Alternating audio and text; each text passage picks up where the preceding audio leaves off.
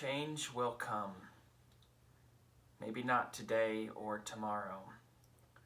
Real fundamental shifts in American and Western society must come, for anything less will be most devastating in every imaginable way.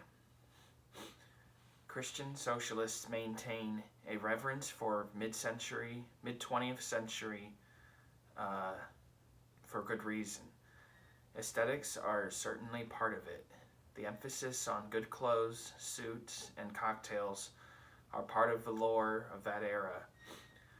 We pay homage to a time when America worked, not for all of us, but it worked for the majority. The working class was moving upwards, and it was an age of peak consumerism. These were the good times. It showed in the way people presented themselves, in fashion, manner, and dialogue. We're a slovenly, sorry display now. What's more, in consumer culture, is that the things we bought were built here, primarily. You could at least enjoy spending on household appliances, electronics, or a car, knowing it was most likely built on American soil with the hands of American labor. That labor was probably unionized and shared in a piece of the American dream. This wasn't just a better world for the working class living in New Deal economics at the peak of American culture. The well-to-do were better off. They presented better as well. The well-dressed, cocktail-sipping socialite would be an outcast in many circles today, unless they parrot inane, half-baked ideals. We had leadership with vision. The people were hopeful. Is there any more glorious example of the stagnation? Is there any more glaring example of the stagnation of the last 50-plus years than the promise of going to the moon, its achievement, amidst a horrific war in Vietnam, and 2 years later, effectively ending our endeavors of greatness in the new frontier? Donald Trump spoke of something a little different in his second inaugural speech a week ago. He wants to get us to Mars, not a man, but a flag. Not by the work of government funding through NASA, but by the richest man on the face of the earth. That man just sitting 2 rows behind Trump as he takes his oath in the Capitol Rotunda. Not NASA, but SpaceX. Who's in charge again? I see the man whose opponent a few short months ago referred to as a fascist taking his oath. My eyes are on that second row behind Trump's, the billionaires row. Not the billionaires row in the heart of Midtown Manhattan, peering down over Central Park from the new highest skinny towers of New York on 57th Street. I'm speaking of a grouping far more intimidating than the cluster of buildings bearing down over a city less accessible to the working class than ever before. The second row at the Capitol, not members of Trump's family, not his political colleagues, but only the CEOs of Apple, Amazon, Google, Facebook, and Tesla. They are there to ingratiate themselves, and they do it so blatantly and in your face. Where are the political thought leaders, union leadership, and heroes to the working class? I didn't see them there. The wealth present within a few square feet is something I have never imagined or seen before. $1 trillion just on that platform, certainly if you include the right flank of Democrats, the president's row. This kind of corruption can't go on. It's so brazen. That image is what I will picture when they plead for clemency. It's no wonder they are building rockets to Mars and bunkers deep underground. That is all I've seen when I gazed toward the TV watching Trump take his oath. While his many thousands of supporters are left literally out in the cold. How does it look? This disgusting display of wealth concentration in our capital as a so-called populist takes office. Not outside, braving the cold among the masses, but closed off, so far away from it all. We live in incredible, horrific, desperate times. Gilded age in wealth inequality, precipice of conflagration in numerous hot points in Europe and the Middle East, a radical reshaping of the United States to a state of demographics and culture unrecognizable to its culture a mere 6 decades past. Where did it all go wrong? How did we fall so far off course? We're more than a few tweaks from turning this ship around. JFK is the answer, but that oversimplifies it. Sure, the death of a great man by nebulous forces in the bowels of intelligence agencies, possibly with mob connections. That's one side of it. I speak of some certainty, not just with the public opinion of the majority of Americans behind me, who also reject the findings of the Warren Commission. The fact that to this day we still don't have answers, that some of the JFK files are still concealed from the public, means that it's our duty to assume foul play unless we are dignified with transparency. The JFK can be talked about ad nauseum, and someday I'll do it, but I'm just as interested in the blossoming of Marxism in our college campuses in the early 1960s and the impact that has to this day on our public discourse and policy. Perhaps the two phenomena are not disconnected. The history of the changing of our country from New Deal economics to that of neoliberalism can be traced to the University of Michigan in 1960.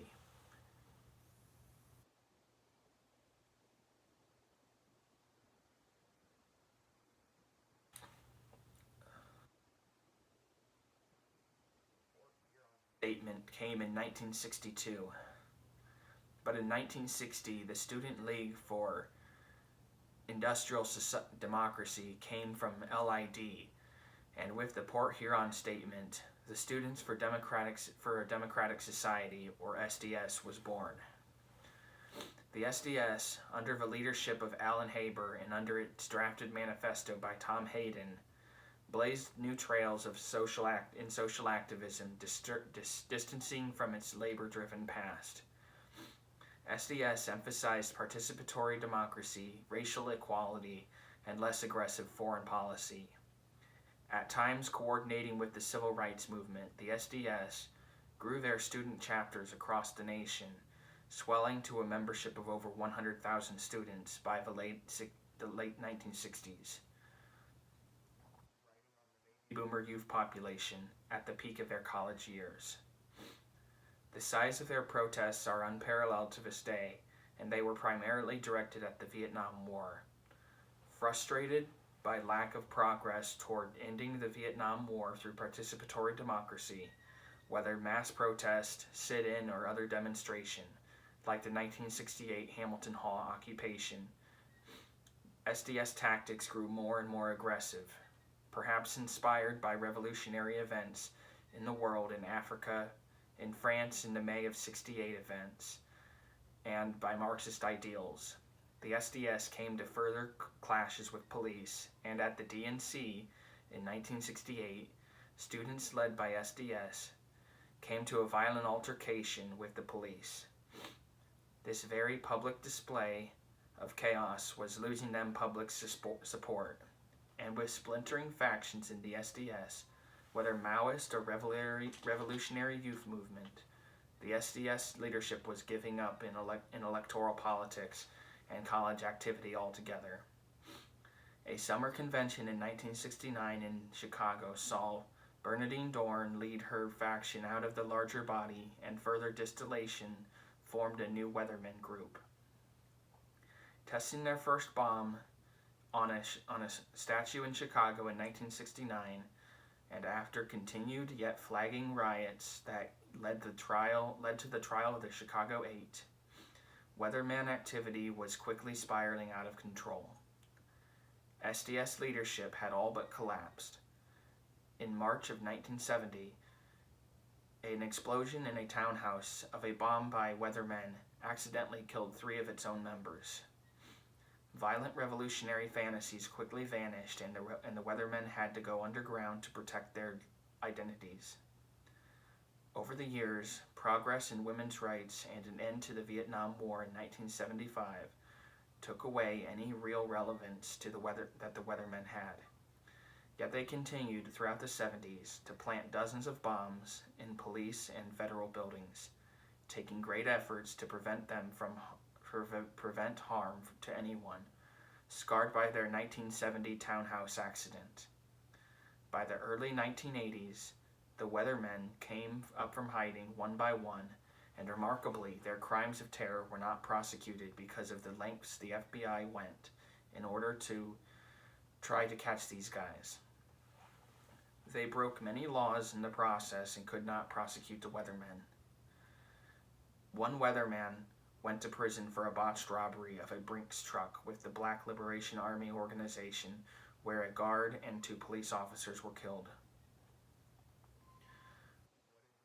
Fascinating is how these members, Marxist to their core, with real intent on violent overthrow of the United States government by incitement via bombings, furthered their careers. Many prominent members went on into academia as professors at the very same Ivy League institutions they began their adult lives at. Clearly, this is an engaging story of events that can and must be further studied. But it's important to remember every political movement is a product of its time. These events could not happen this way again. There is no swell of youth populace to drive their way into society with such force. We're a police state and a surveillance state now, and it would never get that far. The post-9/11 world would have crushed any radicals of this nature today, or at least that's what they would have you believe. I largely submit to that being the case. Democracy is a fragile thing, and violence would bring strong authoritarian crackdown. That said, they will use any such tactics they can on us as soon as they can. Our government is compromised and corrupted by hollow vessels who take marching orders from corporate and deep state powers. I will say, although I strongly disagree with the politics of the SDS and their weathermen successors, I admire what they did, and I would not be immune to it. I would likely have succumbed to the same revolutionary pull, misguided as it was. The harsh truth is that the establishment won. The corporate powers won that fight. Not the social fight, but the economic fight. The fight for economic equality and redistribution of wealth that the progressives of the early 1900s fought for against the robber barons. The bloody union strikes of the 1930s, the New Deal economics and prosperity of the 1940s, 50s, and 60s has all been stripped away. Politics has, since the late 1970s, been a slow war on the middle class and the American way of life. It's been a war on our values as a country. Our Constitution, since 9/11, has been under assault. Corruption and wealth inequality are at levels not seen since the Gilded Age, if not earlier. The dangers of the military-industrial complex, the deep state, and corruption at every level are worse now than ever. The nature of it has changed, though. The bulwark against these powers, the prosperous white working class of the post-war era, eroded and diminished by new left ideals, is long gone, and neoliberalism is all that remains. Now, for the first time in American history, the white population is in decline. Christianity itself is in decline. That's what I take away from this modern era. An ever-pressing for a multicultural, secular America. An America taken from the rightful descendants of our forefathers who built this country. Now we find ourselves the outsiders of our own country.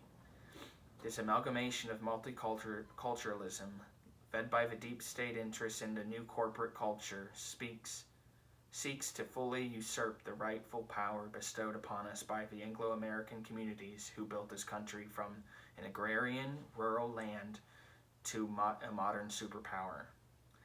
Now we are on the outside. To be a socialist in the modern world means to fight corporate powers entrenched in our country, entrenched in our every institution of society. It's no longer the Marxist communists, or even fascists who seek to strip us of our religious integrity, the essence of our community. It's the corporate state we find ourselves in. We may be the children and grandchildren of baby boomers, these idealistic liberals who have shown nothing but greed and self-interest at every turn in life, yet a burning, misguided social conscience. The generation who sold us out and whose yuppie complacency and superficial values got us here. They are, after all, were propagandized by television and rock and roll. They were molded into the perfect consumer generation. It's no coincidence that creative marketing and most consumer products were created to please them first. They are only products of their time. So are we.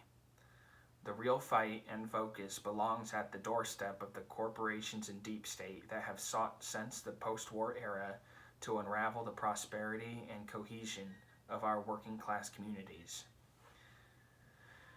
Lastly, I'll say a core principle of my cause is not just the revitalization of the middle class and reduction of poverty. It is also the goal to help stabilize white communities in a state of population decline. For the first time in U.S. history, it's also a fight for strengthening Christian life here and reimagining what Jesus taught as more in line with socialist principles. For all these concerns, Christian socialism will soon address.